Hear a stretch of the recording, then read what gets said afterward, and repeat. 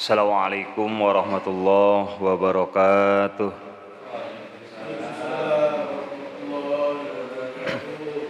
Alhamdulillah, alhamdulillahi rabbil alamin. Wassalatu wassalamu ala asrafil anbiya'i wal mursalin wa ala alihi wa sahbihi ajmain. Amma ba'du. Qala Allah Ta'ala fil Qur'anil Karim, a'udzu billahi minasy syaithanir rajim. Bismillahirrahmanirrahim. Wal asri innal insana lafi husrin illa alladhina amanu wa amilus solihati wa tawasaw bil haqq wa tawasaw bis sabr.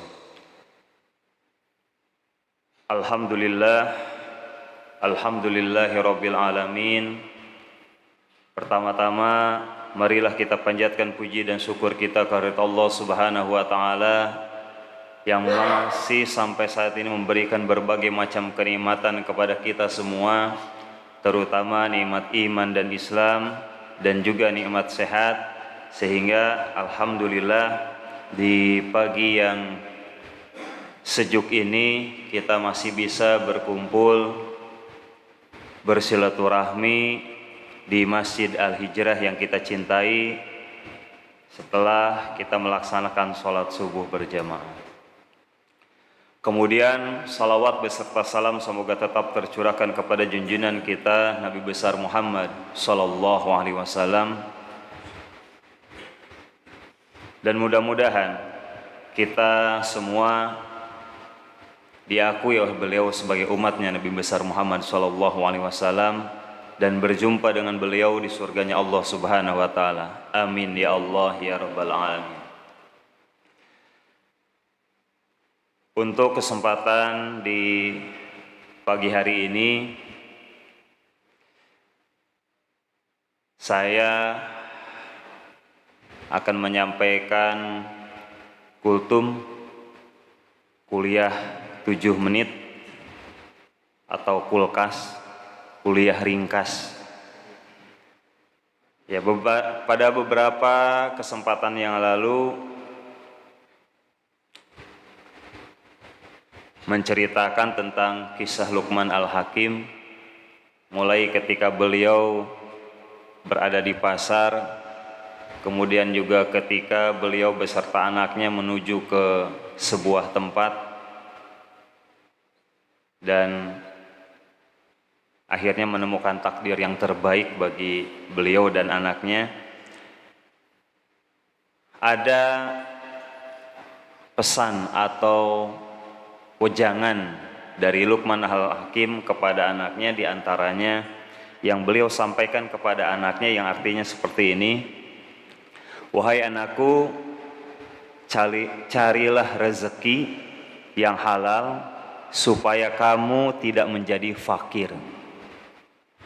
Carilah rezeki yang halal supaya kamu tidak menjadi fakir. Sesungguhnya orang fakir itu akan menimpa kepadanya 3 perkara. Apa saja yang 3 perkara itu?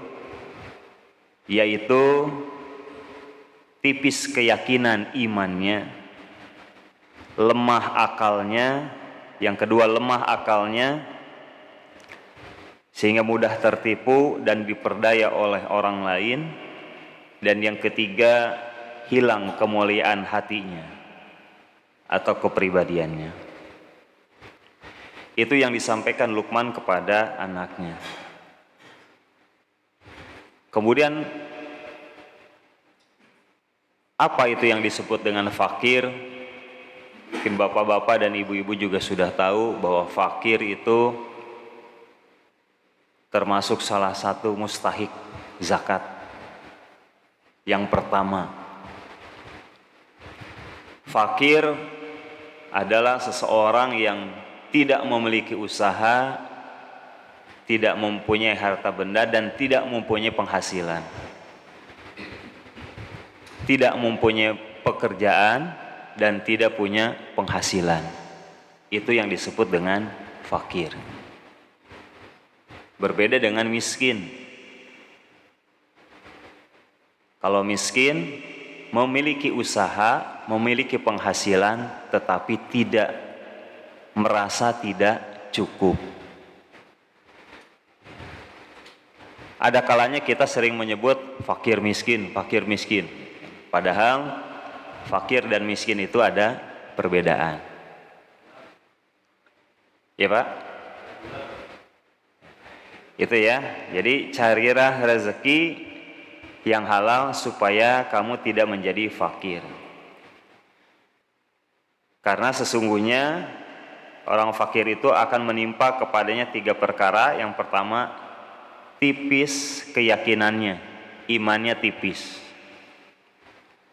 Seperti yang kita ketahui bahwa iman kita itu kadang naik, kadang turun. Makanya salah satu cara supaya iman kita insya Allah terus terjaga, terus naik adalah dengan sering thalabul ilmi, mencari ilmu, mendengarkan ceramah, mendengarkan nasihat-nasihat yang baik itu dari siapapun itu. Ketika hal itu baik, kita terima.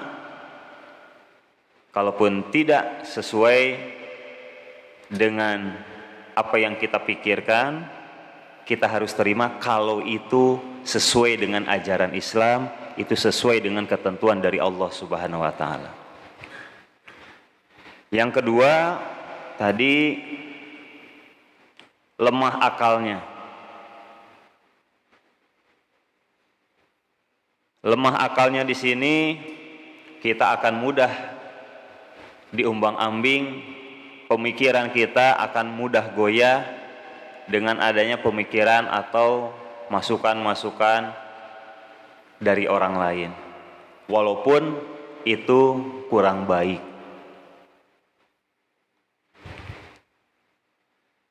Nah, di sini kita harus memiliki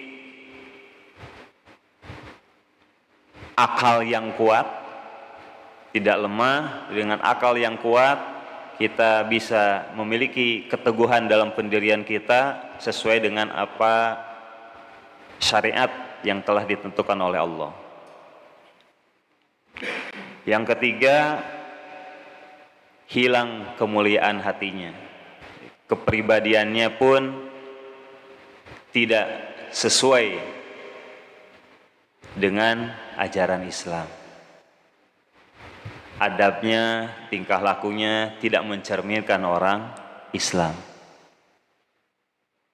Hanya karena gara-gara rezeki yang kita miliki itu tidak sesuai dengan yang ditentukan oleh Allah Subhanahu wa taala. Karena pernah kejadian di suatu tempat, karena kefakiran itu yang sangat bahaya adalah yang pertama tadi, tipis keimanannya, keyakinannya. Ini cerita di tempat yang lain dan jauh di sana, bukan di Cilegon, tapi masih di Indonesia. Ada sebuah perkampungan yang memang terpencil, dan jalan menuju ke sana yang awalnya itu tidak bagus. Kemudian juga dari segi pendidikan juga untuk bersekolah anak-anak sangat jauh. Pokoknya terpencil dan terisolir bahasa kitanya. Karena ada di perbatasan di 3 daerah. Karena sesuatu hal yang tadinya mereka awalnya muslim semuanya, karena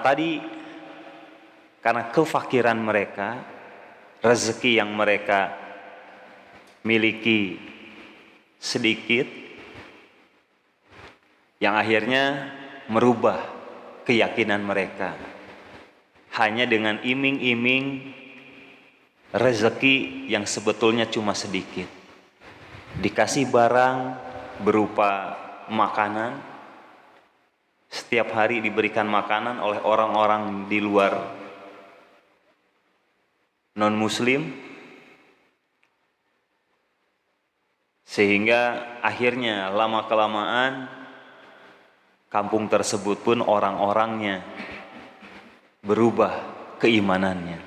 Karena kefakirannya tadi, mereka berubah yang tadinya muslim menjadi non-muslim.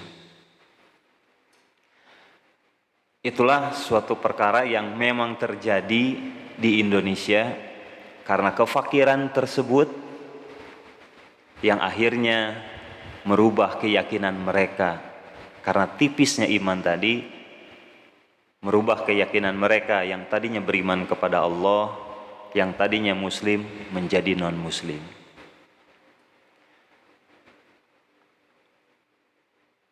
Itulah makanya kita bersama-sama di sini supaya kita bisa meningkatkan keimanan kita, menjaga keimanan kita supaya tidak tipis iman kita, sering-sering mendengarkan nasihat dari orang lain, mendengarkan kultum, mendengarkan tausiah, mempelajari lagi ilmu-ilmu keagamaan. Selain itu juga berinteraksi sosial dengan yang lain, karena dengan bersilaturahmi juga akan memanjangkan umur dan memudahkan rezeki bagi kita. Mungkin bapak-bapak dan ibu-ibu, untuk pagi hari ini mungkin itu saja yang dapat saya sampaikan. Intinya bahwa kefakiran itu akan menjadi, salah satunya akan menjadikan kita tipis iman, tipis akan keyakinan dan mudah digoyahkan oleh orang lain, mudah digoyahkan dengan diiming-imingi dengan harta benda yang sebetulnya cuma sedikit, karena tipis imannya tadi menjadi goyah dan berubah haluan, yang tadinya beriman kepada Allah menjadi tidak beriman kepada Allah. Mudah-mudahan kita semua terjauhkan dari hal tersebut dan terus bisa menjaga keimanan kita, saling mendukung antar sesama. Kenapa hal tadi bisa terjadi? Ya, karena tidak adanya bantuan dari sesama muslim. Mudah-mudahan kita juga bisa saling membantu dalam hal-hal kebaikan, menjaga kerukunan antar tetangga, antar warga, khususnya di perumahan Krisana Residen ini. Semoga kita semua selalu ada dalam lindungan Allah Subhanahu wa taala, tetap rukun, tetap terjaga keharmonisan di antara kita, dan mudah-mudahan kita selalu ada dalam lindungan Allah Subhanahu wa taala. Amin ya Allah ya rabbal alamin. Mungkin untuk kesempatan di pagi hari ini itu saja yang dapat saya sampaikan, mudah-mudahan bermanfaat, dan ini sebagai pengingat pada diri saya sendiri yang kadang-kadang tanpa kita sadari, kadang-kadang iman kita naik, kadang-kadang seringnya turun. Nah, dengan hal ini kita saling menjaga, saling mengingatkan supaya iman kita terus terjaga. Demikianlah kultum untuk pagi hari ini. Kita akhiri dengan berdoa bersama-sama kepada Allah Subhanahu wa taala supaya setiap langkah kaki kita selalu ada dalam lindungan Allah Subhanahu wa taala. Amin ya Allah ya rabbal alamin. A'udzu billahi minasyaitonir rajim. Bismillahirrahmanirrahim. Allahumma shalli ala Muhammad, Allahumma shalli wa sallim wa barik. Amin ya Allah ya rabbal alamin. Allahumma ighfir, Allahumma ighfir, Allahumma ighfir lil mu'minina wal mu'minat wal muslimina wal muslimat al ahya'i minhum wal amwat wa atubu ilaih.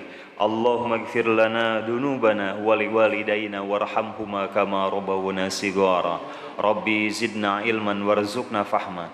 Allahumma arinal haqqa haqqan warzuqna ittiba'ah wa arinal batila batila warzuqna ijtinabah.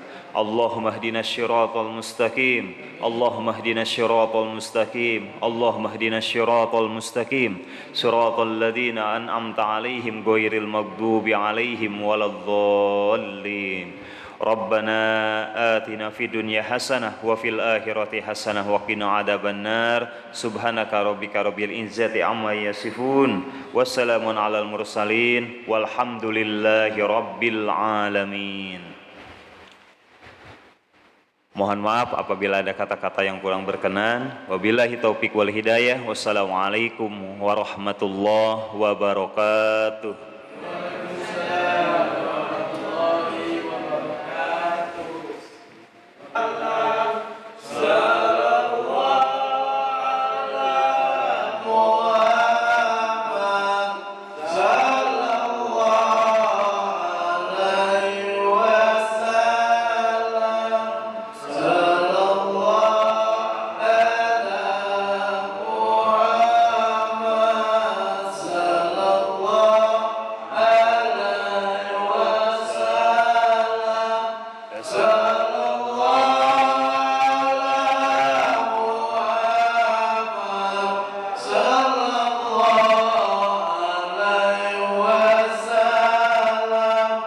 So